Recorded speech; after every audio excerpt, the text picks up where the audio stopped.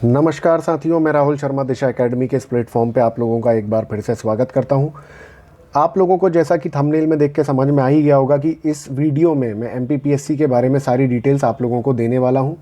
क्या क्या डिटेल्स हैं, सारी की सारी डिटेल्स मैं आप लोगों को देने वाला हूँ। जैसा कि टॉपिक है ऑल अबाउट एमपी, इसके अंदर हम देखेंगे कि मध्य प्रदेश में पहले तो एमपीपीएससी है क्या, कौन कौन सी पोस्ट इसमें होती हैं। आप लोगों को ज़्यादातर जो पोस्ट मालूम होंगी वो डिप्टी कलेक्टर, नायब तहसीलदार, है ना, डीएसपी, सीएमओ, यही सब मालूम होगी। लेकिन आपको बता दूं मैं कि 39 पोस्ट, ऑलमोस्ट 39 पोस्ट होती हैं।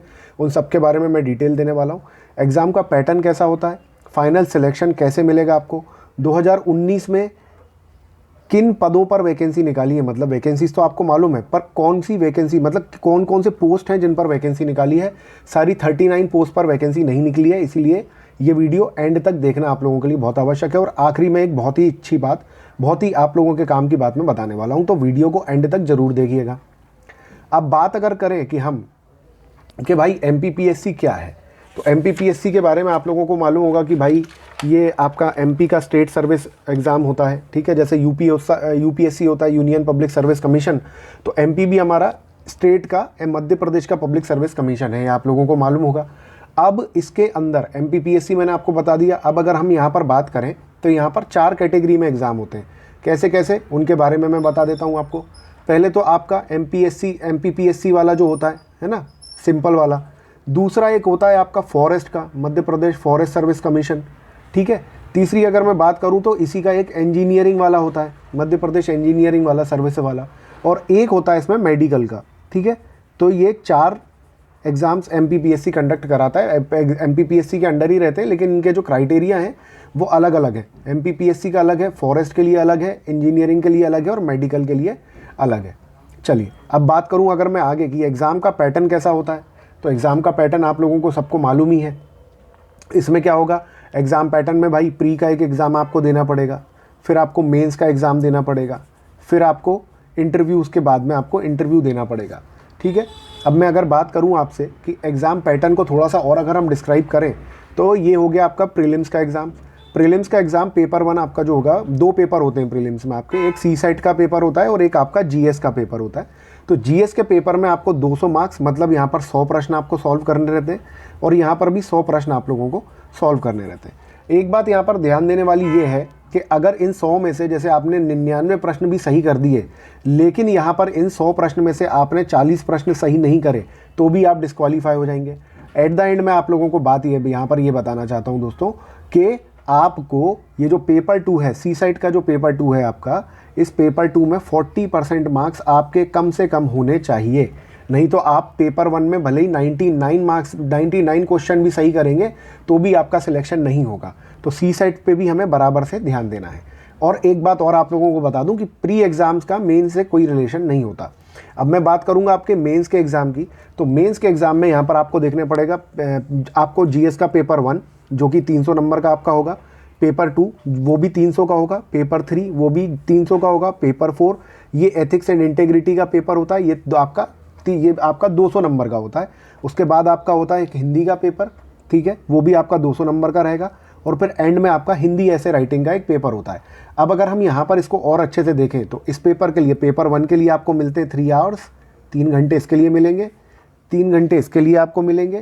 तो हर पेपर के लिए 3 घंटा आपको मिलेगा। सिर्फ जो आपका एस्से का पेपर है, इस एस्से के पेपर के लिए आपको 2 घंटे मिलेंगे, क्योंकि पेपर इतना बड़ा ही होता नहीं है, 100 मार्क्स का पेपर आपका होता है। तो ये मैंने आपको बता दिया प्री और मेंस के बीच में डिफरेंस। अब इंटरव्यू जब आपका होगा तो इंटरव्यू होता है आपका 175 नंबर का।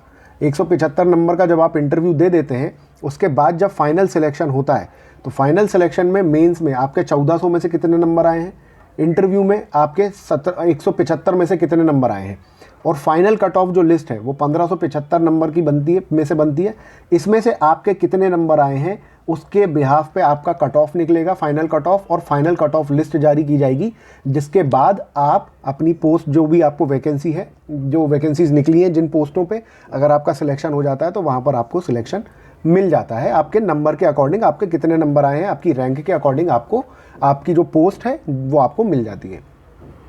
अब मैं अगर बात करूँ पोस्ट ऑफर्ड, तो अब हम यहाँ देखेंगे कि एमपीपीएससी पोस्ट कौन कौन सी ऑफ़र करता है, ठीक है। इनके बारे में भी मैं आपको बता दूं, 2 टाइप की पोस्ट होती है, एक सेकंड ग्रेड की होती है, एक थर्ड ग्रेड की होती है। सेकंड और थर्ड ग्रेड की पोस्ट में डिफरेंस क्या होता है, ये मैं अगर आप लोगों को जानना है तो कमेंट बॉक्स में कमेंट कीजिएगा, मैं किसी दूसरी वीडियो में इसके बारे में डिफरेंस आप लोगों को बता दूंगा, ठीक है।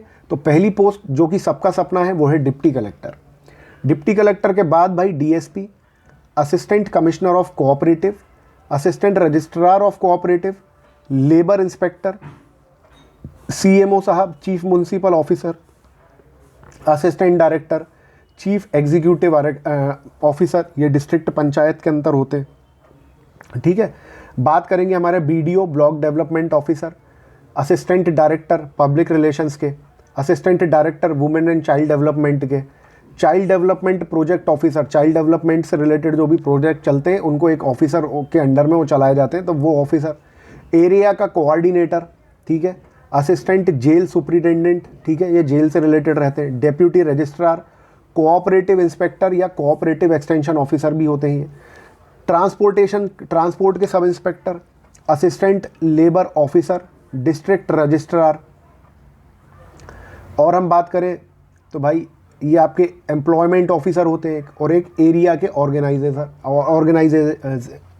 होते हैं, ठीक है। अब मैं अगर एलिजिबिलिटी की बात करूं यहाँ पे कि ये एग्ज़ाम तो ठीक है बड़ा अच्छा है और बड़ी अच्छी अच्छी पोस्ट इसमें है, बड़ी मोटी तनख्वाह मिलेगी, खूब पैसा, पावर, दुनिया भर का सब धमाकेदार चीज़ें आप लोगों की लाइफ में होने वाली है सिलेक्शन के बाद। तो इसके लिए करना क्या है भाई, सबसे पहले तो देखो ये एज लिमिट है, आप कम से कम 21 साल के होने चाहिए और ज़्यादा से ज़्यादा आप 40 साल के। अगर 20 साल के हो तो फॉर्म नहीं भर पाओगे, 41 के हो तो फॉर्म नहीं भर पाओगे। दूसरी चीज़ इसमें मैं आप लोगों को बता दूं, ये मैं जनरल कैटेगरी के लिए मैंने बताया है, ठीक है। एज रिस्ट्रिक्शन आपका ST SC OBC महिला इनके लिए है, शायद 45 ईयर्स तक का है। अब मैं यहाँ पर एक बात आप लोगों को और बता दूं, जैसे ये जो पोस्ट है आपकी डिप्टी कलेक्टर DSP की, ठीक है, DSP और डिप्टी कलेक्टर यही 2 बड़ी पोस्ट है। डिप्टी कलेक्टर आप 40 साल की एज में भी बन सकते हैं।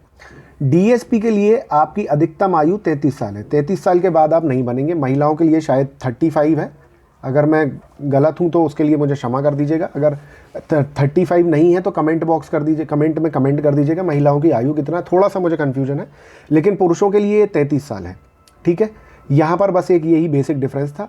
आपको इसमें और क्या करना होता है, इसमें भाई किसी भी कॉलेज से जो कि रेप्यूटेटेड कॉलेज है सरकार की नज़रों में, वहाँ से आप ग्रेजुएट होने चाहिए, ये आपका मिनिमम क्राइटेरिया है। अगर आप फाइनल ईयर में भी हैं, बहुत सारे बच्चे ये पूछते हैं कि सर मैं फाइनल ईयर में हूँ तो क्या मैं ये एग्ज़ाम दे सकता हूँ, तो फाइनल ईयर का बच्चा भी एग्ज़ाम दे सकता है, उसके पेपर पूरे हो चुके हों तब वो उस कंडीशन में एग्ज़ाम दे सकता है, क्योंकि प्री में आपके डॉक्यूमेंट्स नहीं मांगे जाते हैं। जब आप मेंस का पेपर देते हैं तो मेंस का भी एक फॉर्म फिल होता है, वहाँ पर आपको डॉक्यूमेंट सबमिशन लगते हैं। तो वहाँ पर अगर तब तक आपकी डिग्री वगैरह नहीं आई है या आपका मार्कशीट नहीं आई है कि आप क्वालिफाई कर गए हैं, तो फिर आपको दिक्कत हो सकती है। वैसे दिक्कत होती नहीं है अगर आपका एग्ज़ाम हो चुका है तो। अब मैं यहाँ पर आपसे बात करने वाला हूँ दोस्तों कि 2021 का जो नोटिफिकेशन आया है उसमें नंबर ऑफ़ पोस्ट आपने सभी ने देखी हुई हैं, लेकिन उसमें कितनी पोस्ट निकली हैं और कौन कौन से विभाग की निकली हैं। तो देखो डिप्टी कलेक्टर की 27 पोस्ट निकली हैं, DSP की 15, यहाँ टोटल 17 विभागों में ही पोस्ट निकली है ना, इससे ज़्यादा में नहीं निकली है। CTO CMO ये सब मैंने बता रखा है। अगर ग्रेड 3 की, क्लास 3 की मैं बात करूँ तो सबसे ज़्यादा पोस्ट सबऑर्डिनेट अकाउंट सर्विसेज में निकली है और नायब तहसीलदार में निकली है। ऐसे ही अगर हम बात करें यहाँ पर, तो यहाँ पर आपकी DC 7 करोड़ 26 लाख की जनसंख्या में से 27 लोग डिप्टी कलेक्टर बनने वाले हैं, 15 लोग आपके बनने वाले हैं DC। हालांकि फॉर्म कम भरते हैं, 3.5-4 लाख लोग फॉर्म भरते हैं, पर उसमें भी 27 वैकेंसी डिप्टी कलेक्टर की है, DSP की 15 वैकेंसी है। और यहाँ पर अपन देखें तो उसके बाद भाई असिस्टेंट डायरेक्टर की यहाँ पर मिलती हैं आपको 20 वैकेंसीज, ठीक है। तो सबसे ज़्यादा वैकेंसी है सबऑर्डिनेट अकाउंट सर्विस की, ये ग्रेड 3 में आ जाएगा लेकिन, और यहाँ पर ये पूरे के पूरे ये ग्रुप 2 के अंदर रहेंगे।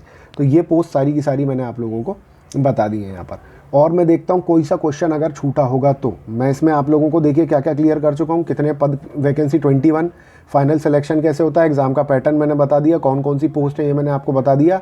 और एक बस गड़बड़ यहाँ पर हो गई है, ये MPPSC है, MLPSC नहीं है, MPPSC है ये मेरे भाई। तो इसके लिए मुझे माफ़ कर दीजिएगा अगर मेरे से गलती हो गई हो तो। बाकी सारी चीज़ें मैं आप लोगों को बता चुका हूँ, ठीक है। वीडियो अच्छी लगी है तो वीडियो को लाइक करना बिल्कुल भी मत भूलिएगा, और आप लोगों के सपोर्ट की बहुत बहुत बहुत आवश्यकता है, क्योंकि मैंने देखा है कि भाई वीडियो आप लोग देख लेते हैं पर वीडियो को ना लाइक करते हैं ना ही सब्सक्राइब करते हैं चैनल को।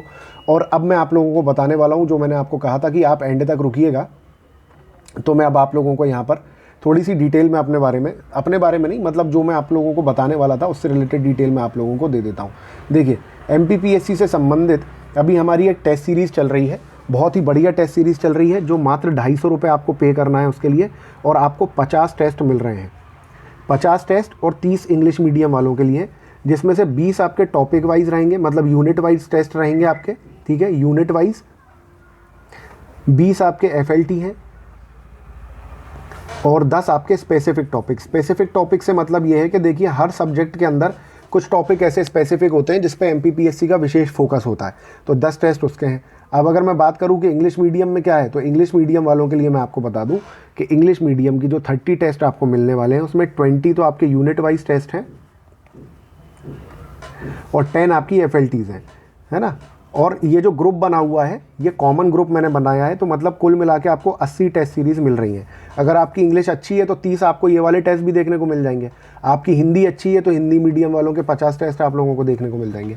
साथ ही साथ वो जो ग्रुप है, उस ग्रुप के अंदर पूरे नोट्स डले हुए हैं, अन्य FLTs वगैरह भी उसके अंदर डली हुई हैं। करीब 450 FLTs उसके अंदर ऑलरेडी डली हुई हैं, तो उसका भी लाभ आप लोग उठा सकते हैं। तो दोस्तों, यही बात मेरे को आपको बतानी थी। तो चैनल को सब्सक्राइब ज़रूर कीजिएगा, वीडियो को लाइक कीजिए, खूब सारा प्यार दीजिए। डिस्क्रिप्शन बॉक्स में टेलीग्राम चैनल की लिंक है, जहां पर हम डेली बेसिस पे 30 से 50 क्वेश्चन GS के डालते हैं आपकी प्रैक्टिस के लिए। आंसर राइटिंग का ग्रुप भी हमारा बना हुआ है। जब आप टेलीग्राम का चैनल हमारा सब्सक्राइब करेंगे तो हमने निःशुल्क, मतलब free of cost answer writing हम लोग करवा रहे हैं, ठीक है, नो कॉस्ट, कोई कॉस्ट आप लोगों को वहाँ नहीं पे करना है। आंसर राइटिंग का हमारा ग्रुप बना हुआ है, उसकी लिंक भी डिस्क्रिप्शन बॉक्स में डाल दी है मैंने, तो वहाँ से आप लोग उस लिंक को भी पे जाके आंसर राइटिंग के ग्रुप को हमारा ज्वाइन कर सकते हैं। तो इसी के साथ दोस्तों, मैं राहुल शर्मा आप लोगों से विदा लेता हूँ। जय हिंद, जय भारत।